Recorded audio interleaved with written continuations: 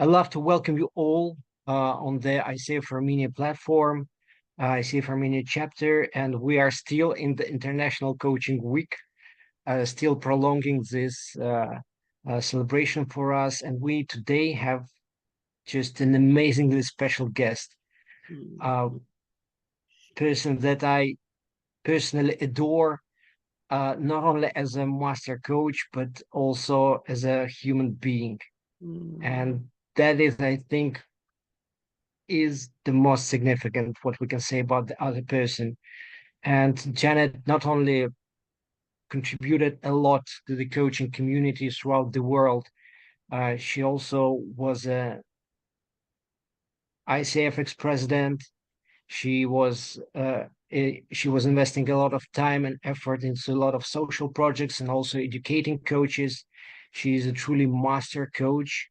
She's the CEO of Wise Change Company and has like a city's executive experience with a huge amount of experience of coaching and mentoring and etc., etc., etc.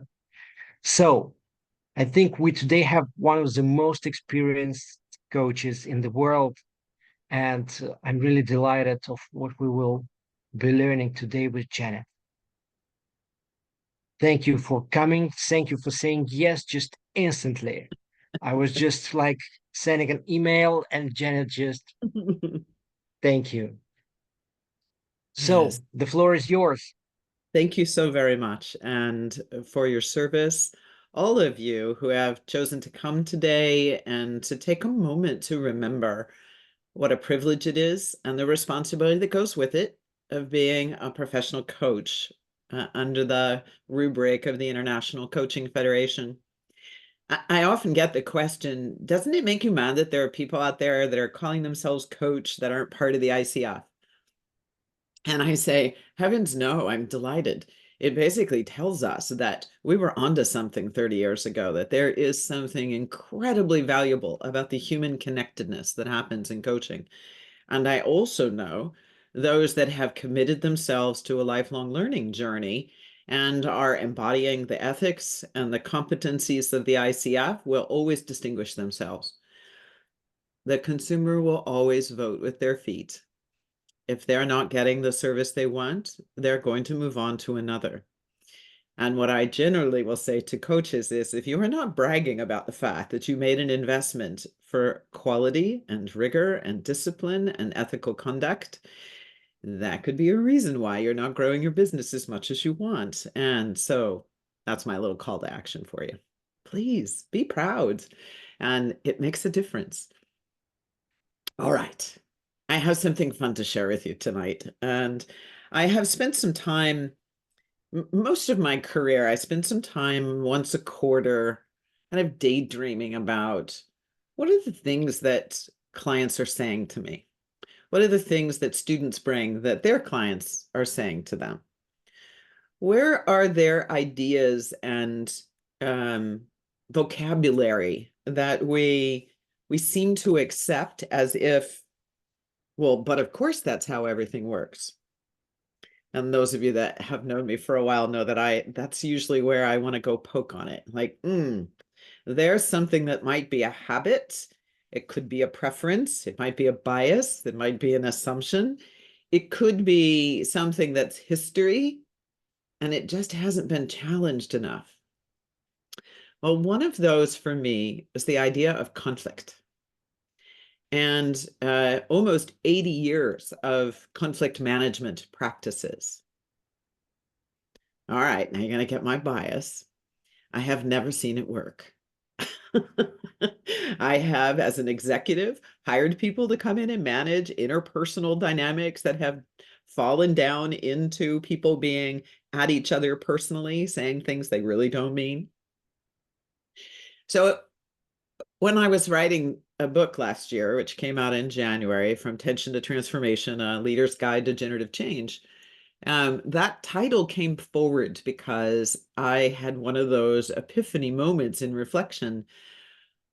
What if we're waiting too long? What if conflict is the end of the line? We've hit the wall and everything is now in conflict. What happened much earlier that if we'd been paying attention, we would have recognized that something was asking to be different. Now, I would call that inviting change. Many people will say, oh, don't make me do that, right? It's a change. Fear of change is always high on people's I don't like it list.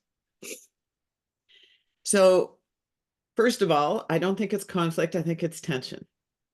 And I think tension helps us. If you think about a rubber band, let's see if I can get the camera to do this. Maybe against my white jacket, it'll be easier. See my rubber band?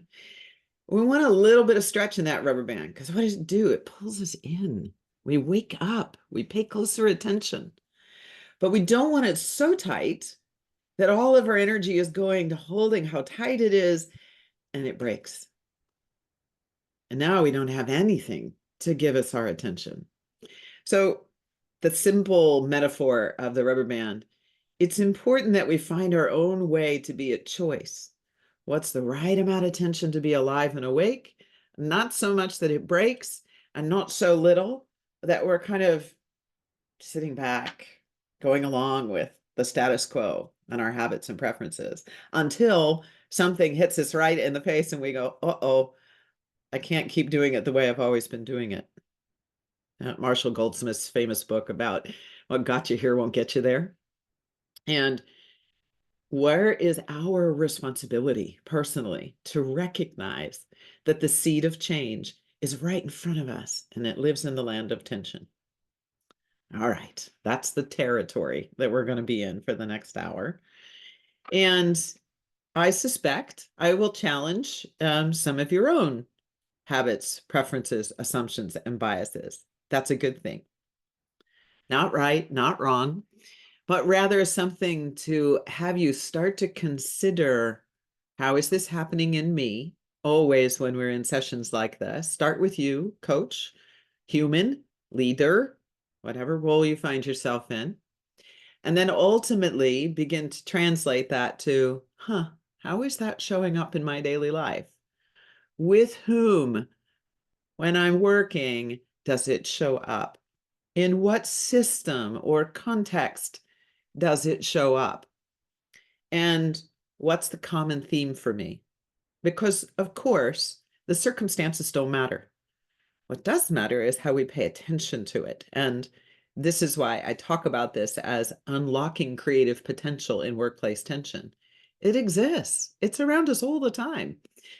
If we can lift up our assumptions or our bias that tension's a bad thing or conflict is a bad thing and shift our relationship to harnessing it, now leaders have something that they can differentiate and really lean into maximizing potential. And of course, the promise of coaching. Okay, where are we headed?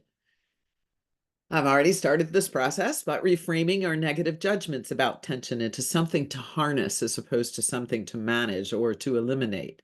It's never going away. And this is all about how do we evoke awareness of the judgment existing in the first place and then to transform it.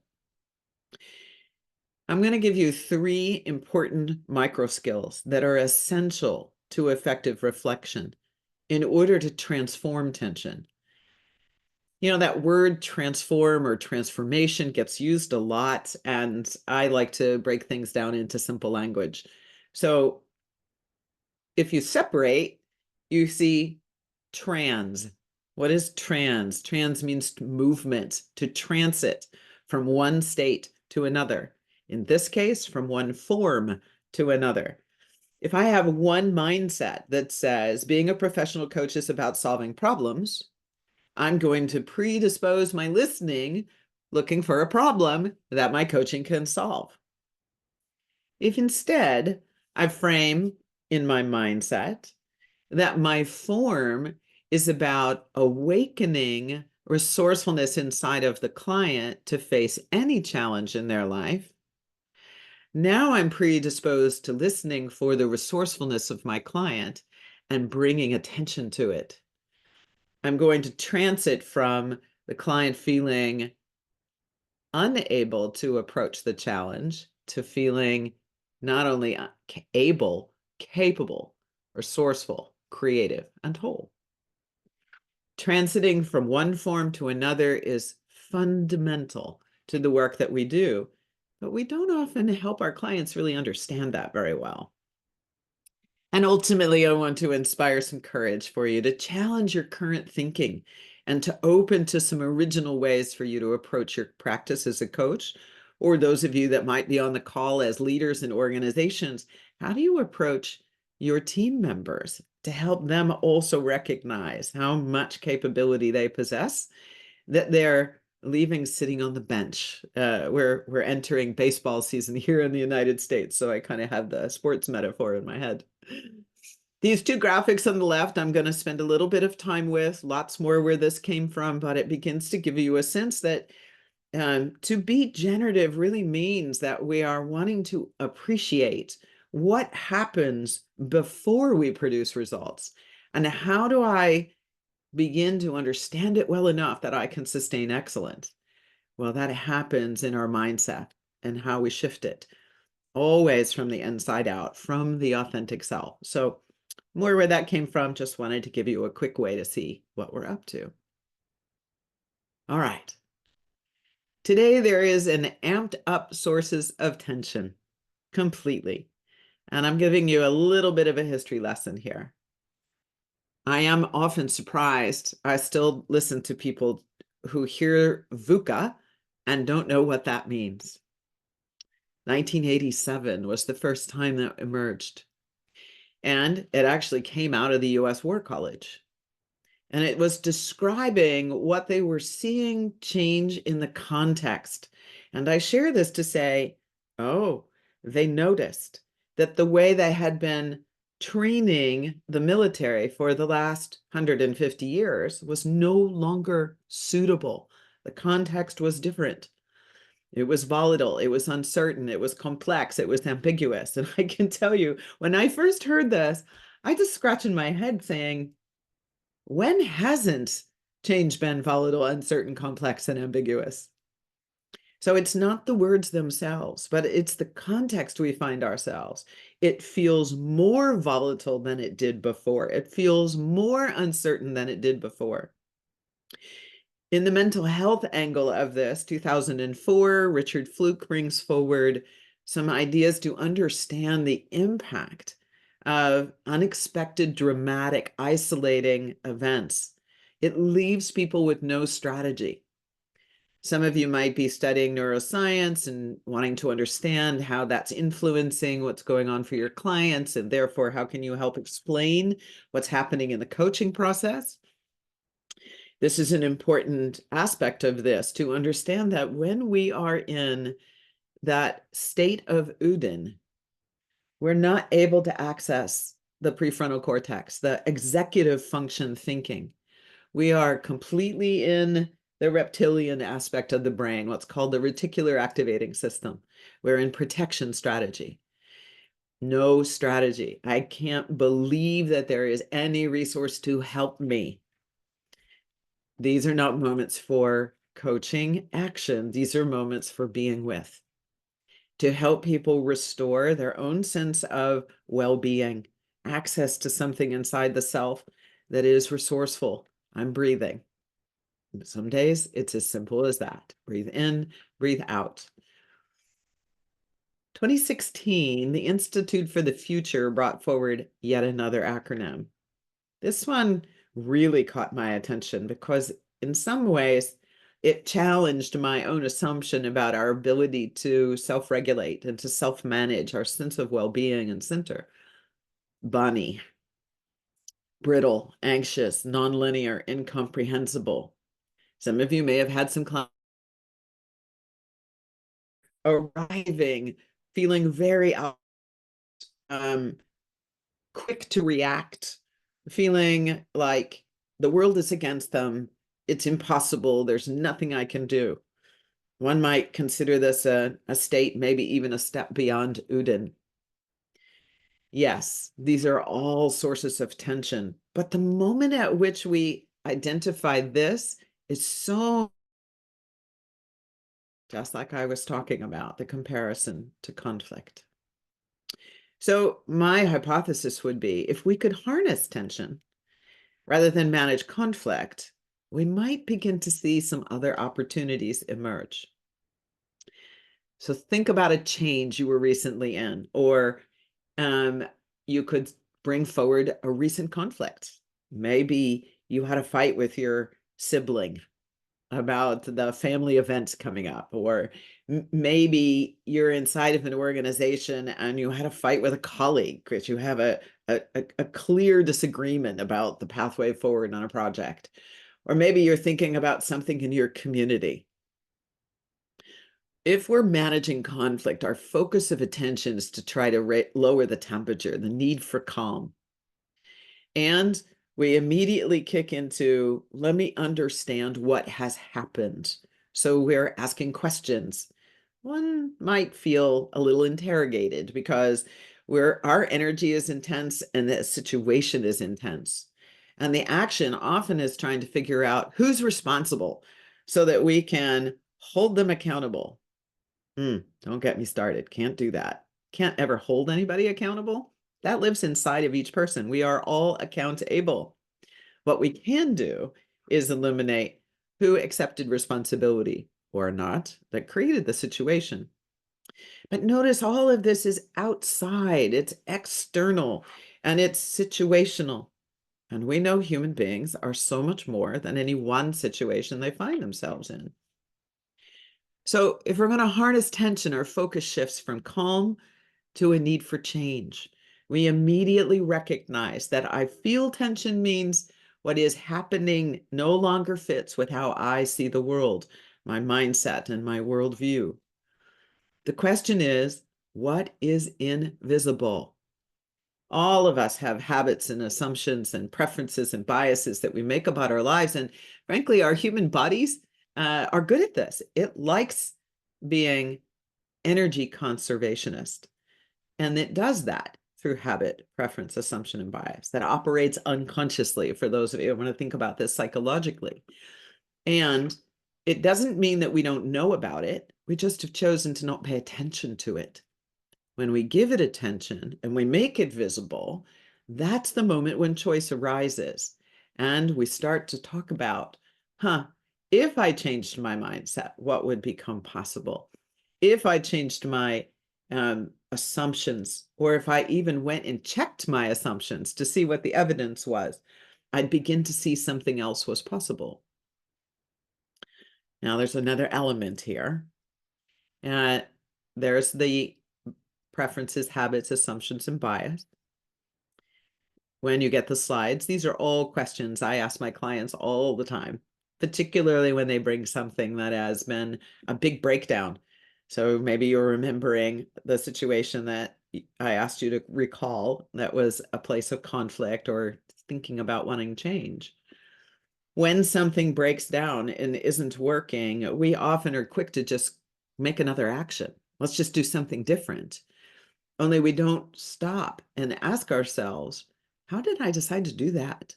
What was the basis of the decision? What was the policy? What was the principle? And how did I choose that?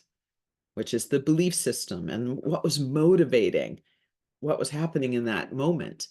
And ultimately, what was the data I looked at? What was I aware of? In other words, paying attention to.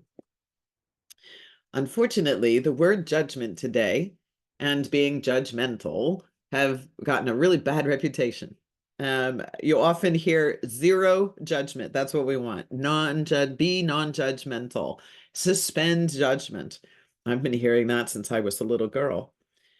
But the problem with that, a little bit like my exploration of conflict leading me to talk about tension, is that judgment is human. It's almost as human as breathe in, breathe out. We require the ability to look at something, we can comprehend it, but we won't actually engage it until we're able to understand it, which means connecting the dots. How is it relevant to me? How would I apply it? What would be my way to exercise? So judgment is the ability to form valuable opinions and make good decisions. Couple of things that are challenging about this definition. Valuable in the eyes of who? Good, relevant to what? Like, where is good on the spectrum? And what about the risk in that decision? Or what about the ripple effect impact of that decision? How do we decide for someone who's not in the room whether it is or isn't a good decision? So I like to think about deliberate judgment instead, a little bit different definition for you to experiment with. We make considered decisions. We've slowed down. We've asked more questions. We've opened the camera lens with which we're looking at a particular situation, taking in more data, being more aware, consciously and intentionally giving consideration to that data so we can reach sensible conclusions. Sensible as in it serves, it's relevant, it is a good steward of resource. Our mental resource, our physical resource, our financial resource, our technology resource, our planet resource. I mean, even those 5 things, to say that to you, recognizing that we all have a responsibility to have planet Earth continue to be inhabitable. That's not happening, is it? Some people, but not everybody. It's not in our deliberate judgment to think about sensible conclusions. We have a lot of work to do as coaches. All right. Why do we fail? I'm going to give you a little poem that I think gets to the heart of the matter here. 3 easy sentences.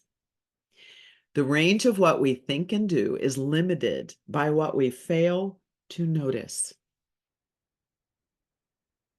And because we fail to notice, there's little we can do to change. That's the rubber band is sitting on the table. It's no longer in my hands. I'm not influencing my alertness. Until we notice how failing to notice shapes our thoughts and deeds. Mr. Lang, Scottish psychiatrist, way back to the early 1800s. It always cracks me up that when I go searching for things to help support or amplify or illuminate an idea that I'm thinking about, they tend to be people from a long time ago, which tells me this thing called being a human is pretty complex. It's pretty complex, and it requires that we give ourselves permission. Since I'm talking to a group of folks who are invested in this coaching paradigm, I really want to inspire you to worry less about how you do coaching skills and a bit more about what activates inside of you to choose to express with another human being using the coaching paradigm. Ultimately, we're living in the land of what's not yet known. And noticing is the most important of the first 3 micro skills. If we are in full, fast speed, implementing some good idea, and we're not paying attention to who's around us, that might be describing some of your clients who get 360 feedback that they leave people behind. What are they noticing? They might be noticing their own thoughts about how to keep going at 100 miles an hour. They're not likely noticing, based on the feedback and probably their own experience, that anybody else is affected by the choices that they're making. Now, those people are too, right? They are always going to be the ones who say, oh, this person doesn't care about me. They're impacted. They're noticing that this person is going full steam ahead. But they're not noticing that they are also going powerless. They're not asking for something different, perhaps, or negotiating or figuring out how to get on the train. So I'm not evaluating either side of this, but rather we allow the discomfort we experience and tension to be ignored until it gets so big and blown out of proportion that we're now dealing with interpersonal conflict that doesn't feel very good. Moral to the story, if we notice earlier, we can use our resource to make a different choice. So,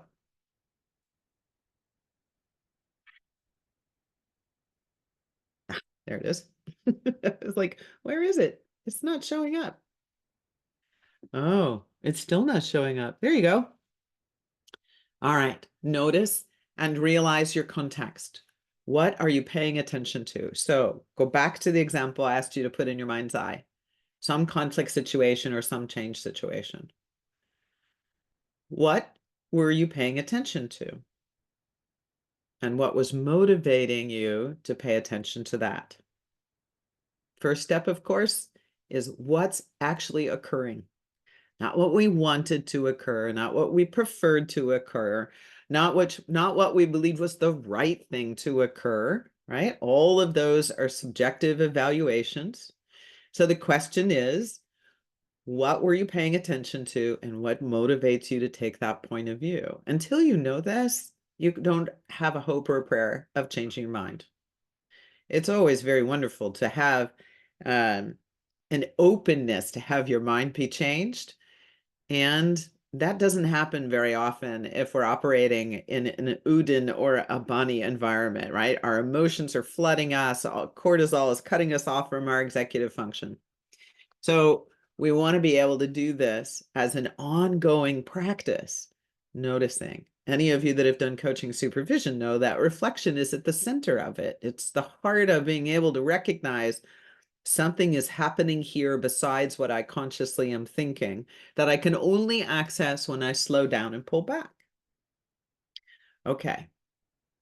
Recognize what you don't know consciously. This is the second of the micro skills. So in that change situation or conflict, whichever one you chose to bring forward for yourself, what didn't you know? Hindsight's wonderful, 2020 vision in hindsight. What didn't you know consciously? And as a result, it didn't create what you were hoping for. It created the exact opposite, something uncomfortable. Once you recognize this, then you have an opportunity to consider what you want to choose to pursue consciously. And you begin the third, which is to reconstruct a new way of experiencing. Now, notice the word I used there, experiencing. So much of coaching begins with people figuring out what to do differently. And I want to really invite you to broaden that lens a little bit. Ultimately, yes, the client is going to do something differently, but it's not going to happen inside of your sessions necessarily. It's likely going to happen outside in the 6 days and 23 hours they're not with you. What we're talking about here is reactivating inside of each person their own permission to imagine, to let a new idea emerge, not evaluating whether it's good or bad, risky or not risky, but simply allowing the ideation to occur. And then through our questions, helping them to translate that into something practical, something tangible, real, ordinary language, no jargon here. That's the create function of being generative. Ultimately, would it work? Can I see it operating? Can I consider what a pilot might look like? It's the learning function that happens. Originate, create, and learn are all part of producing results. They happen before we produce a result. We often skip our understanding of those things.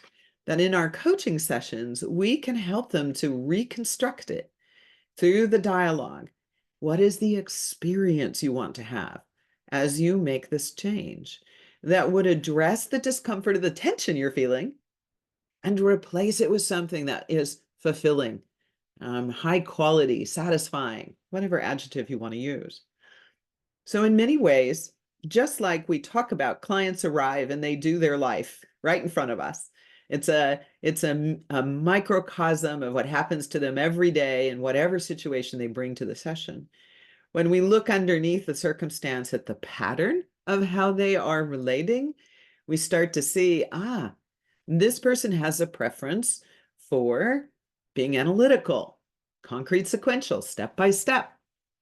If they're going to reconstruct a new way of experiencing, we're going to want to look at something besides that learning style.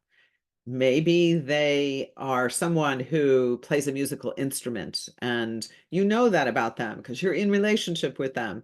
And so you ask them, what's the melody for the new experience that you want? Is it fast? Is it slow? Does it go across many octaves? Is it a little more even like a gentle wave on the ocean. In other words, we bring metaphor to help them to bring it to life. Yes, of course, we use metaphor to evoke awareness, but we also use metaphor when something feels uncomfortable to get a little distance, and it helps them to start to realize, you know what, I can create something. The experience of the restoring of confidence in their own resourceful, capable, creative self, that's the game changer, not what they ultimately implement, but that they're reconstructing and remembering that they have capability to bring, no matter how much tension there is at the moment. So here's what I want you to do. And I don't know, Gorgie, can we do a quick breakout? Is it possible? I'm happy to set up the rooms if it's possible. I'm just going to look at you here. I think yes. I Okay. think yes. How many people do you want? In pairs. Pairs would be great. And while you're setting Pairs. that up for them, and why don't we do we're at 34 after, right? Let's do 8 minutes. So to transform, as we talked about, means to transit our form. So what you want to do is you could take that incident that we started with a few minutes ago, or you can do a new one, that's fine. A recent experience where you made a shift. You consciously are aware that you went from one relationship to the situation to a new relationship to the situation. And then when you're in your pair, share with your partner, what did you make visible? And when you made it visible, what became possible? So we're doing a little bit of a deconstruction. Situation that you found yourself in, you made a shift, you transited from one form to another. Share now, what was it that I made visible? And when that became visible, what became possible? Likely it's a habit, a preference, an assumption, or a bias. If you don't know each other when you're in the breakout room, do take a minute to say your name and maybe share a top personal value you have, which is values are often a way to create pretty quick rapport and intimacy. So be sure that you give a few seconds for that to happen. And then support each other. If you're the one working, your partner is going to be listening and maybe asking you some questions to bring what you made visible even more tangible into your dialogue with each other. And then once each is gone, take a moment to discover what was the tension you harnessed that supported the shift. All right. Any questions about the instructions? You've got a situation. You know you shifted. Share what you made visible, what became possible, and then together have a discussion about your two stories. What was the tension that you harnessed? All right, I'm looking at chat to see if there are any questions, and I'm not seeing any. Okay, send them away. I'm ready, and 8 minutes, colleagues.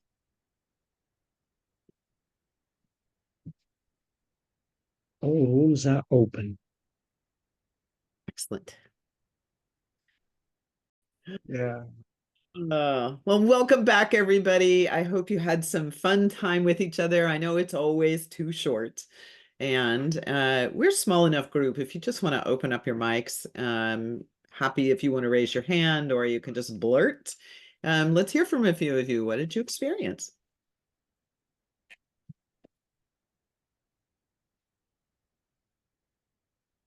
I don't know what it is about, usually you can't get coaches to stop talking unless you're doing a webinar and then nobody wants to say anything.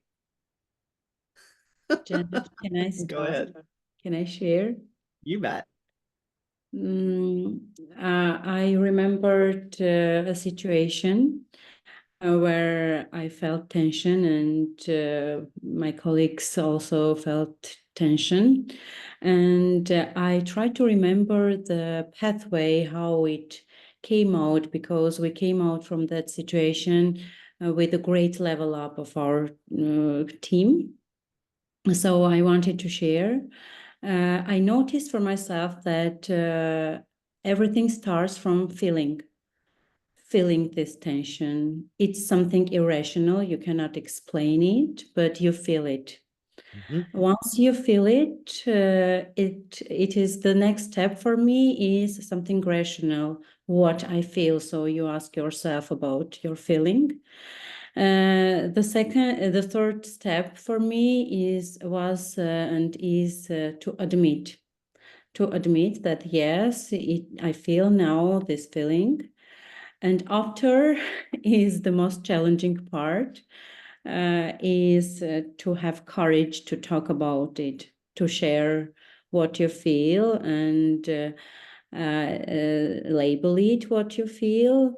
And after, the last part is to take the responsibility to not go very far from each other, to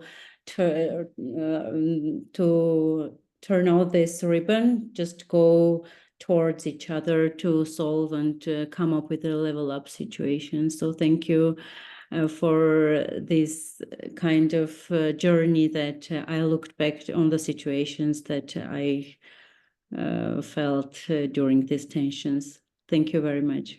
You're very welcome, and thank you so much for breaking it down. This is what Gorgi and I were talking about while you were in the breakout room, that I think we do so much overcomplicating, and we're afraid of the simple, and yet the simple holds that key that unlocks every single door.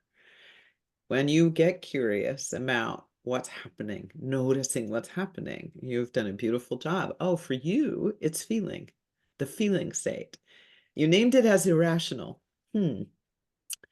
I wonder if it's simply so deeply in your unconscious or your subconscious. It's the habit space for you, or a preference space for you to know the world through your feelings.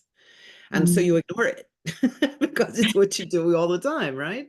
But by bringing attention to it and you stayed with it, where did this come from? What would I name it? It really isn't about this other person. We have a shared responsibility to the purpose that brought us together in the first place. So let me lean in and trust the vulnerability, skill 5.4, folks. Trust the vulnerability to allow myself to say, I'm having a feeling. And my instinct tells me, my intuition tells me that we're missing something in this conversation that we're having. And we're having a reaction. Let's follow the reaction. It's not personal anymore, right? When we burst that bubble, that person's wrong, that person's bad, whatever it is, all the things that we label as judgmental falls away, and in its place lives curiosity. And maybe wonder, right? Wonder to me is another step beyond curiosity. This is how I define it. Rapt attention to something astonishing emerge. Rapt attention to something astonishing that emerges. This is maybe a synonym for what is possible. It will be there if we'll stay in the conversation and let the discomfort be just, where'd I go with my rubber band? Just the right amount of tension to keep us engaged. Yeah. Yes. Beautiful, Greta. Thank you. Thank you very much. Thank Who else? Anybody want to share? I would, Great, if I Natalie. can have a chance, yes. Do you want me to share what we felt with my partner in the breakout room? We just spoke up about our feelings, how we could unleash something that we were just feeling for a long period of time, some tension in us. And then we understood that we should just speak it out for others to understand about what the tension is about. And after that, everything just was right in its place, just kind of coming down. So sometimes people don't feel why we're tensed. Just you said, just breaking up the bubble. It was like this when I was a bit younger, but when I grew up and with the practice of the coach, I just started to understand and kind of enjoy the energy of tension and put it in under my control. And now I feel that I can just handle it much better. Yeah. May I offer a stretch for you from where you Yes. are? Yes. So you've built your noticing muscle. Mm-hmm. And right? So your noticing muscle is strong. What I heard you express, this may not be right, so just what I heard, was that you now know how to manage it. Yeah. And the stretch I want to invite all of you to, in case you're like Natalie here, is to continue to be transparent. It's not to be managed. It's actually to be harnessed. It's like, oh, this feeling is arising in me. It's familiar. It signals to me I'm not quite on the right track. I can't get to the answer, but I'm clear we're not finished asking questions. I wonder, what are you feeling right now in this dialogue that we're having? So rather than manage, we put it in the space consciously because it's there anyway, even when we're managing it. So, Gorgie, you might want to talk about the discussion we had around managing judgment. Right? Our energy is going to managing something that's in the space. The other person we're with knows it too, and they're not saying anything. So now we have two people managing the thing that's in the space. We want to bring that energy to the thing we're mutually solving, not to managing the emotion, because the emotion has information in it. What's evoking the emotion? And is it relevant to right now, or is it rearview mirror history that no longer is relevant or useful, other than it helped us to realize we're doing something the way we've always done it, and that's not going to work because the current environment asks for something else. So the feeling becomes a resource. And when we're managing it, we don't have access to it. So that's the stretch. Thank you. Anybody else?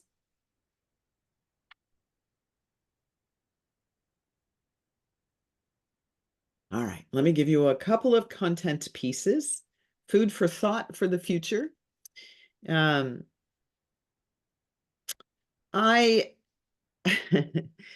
origin of speaking about generative, which is all the way back to about 2010, I think. Everybody said to me, "What the heck are you talking about?" And I will thank artificial intelligence that gets called generative AI for allowing generative to be a household word. I think that's great. The truth is, I don't invent anything. I sense into what's actually already out there in the ethers. I do not claim any kind of pride of ownership. And everything I've shared with you today, you are welcome to share. I love that you would attribute that you learned it from me and from Invite Change. That's all good. But I'm not attached to any of this. I'm always looking for ways actually to try to simplify the complexity of what it means to be human. And I had the occasion to talk to 3 different CEOs, different companies, who would call me on the phone and they'd say, "So I was talking with a couple of my leaders that you're working with as their coach, and they said to me, you make their head hurt." And the first time I heard it, I said to myself, "Wow, that's really interesting." And I looked him in the eye and I said, "Why don't you go ask them?" I don't know how to answer that question. I'm certainly not doing it on purpose. The second time I got the question, a few months later, I burst out laughing. Not a good look. But I said, "Okay, you are the second person that I've heard this from. I'm genuinely curious. So if you find out, let me know because I don't have an answer for you." Then the third time, I thought to myself, there's something in this. I better go figure this out.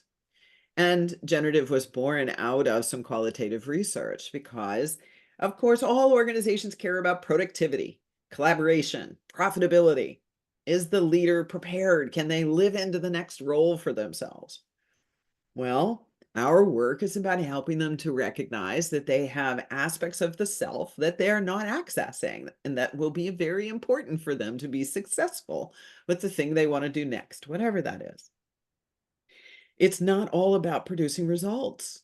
So when I looked up generate and generative in the dictionary, You get the first right answer, which is producing results. But if you dig a little deeper into the etymology, you start to see, oh, what comes before we produce the results? Originating thinking, making it practical by creating something tangible from all that ideation that's been happening, and being willing to be wrong a few times. Some of you might know the theory of Thomas Edison, 99 failures before he had the 100th try to the light bulb. Okay, I think the top 10 requests from CEOs for at least 20 years has always had creating a learning organization on it. And longer than that has always had innovation on it. Why? Because our organizational systems do not tolerate being in the discomfort of slowing the process down to allow original thinking, creativity, and learning to be on a level playing field with crossing the finish line with a result. All right, I got a question for you. I was with a bunch of leadership coaches at some point this week on the East Coast, and I said to them, what is the 4-letter word that we hear from every single leader who comes to coaching about why they can't deliver what they want? What's the 4-letter word? Every single time. Why they can't or can't? Why they can't deliver, right? It's their excuse. Is it time? Time. It's time. All right, you guys get the gold star. This group of 95 coaches, it was almost 2 minutes before somebody got close. They said pace, right? It's one of those things where it's right in front of our face and we just accept the excuse. Yep, there's no time. All right, people, who creates time? Humans. Humans create time. We define what is an hour. We define what a productive hour is. We define what it takes to actually get work done. Some really good research going on right now. What's the name of the book? Let's see. I had posted this. I think it's called Slow Productivity. It's a guy from Georgetown who just published the book, Cal Newton, I think his name is. And he's talking about that when we estimate how to do a tangible task, like how long does it take to change out the U-joint in plumbing underneath your sink? Or how long does it take to change the oil in your car? We're pretty good at estimating how much time it takes. Knowledge workers are terrible at it. Now, you know the answer.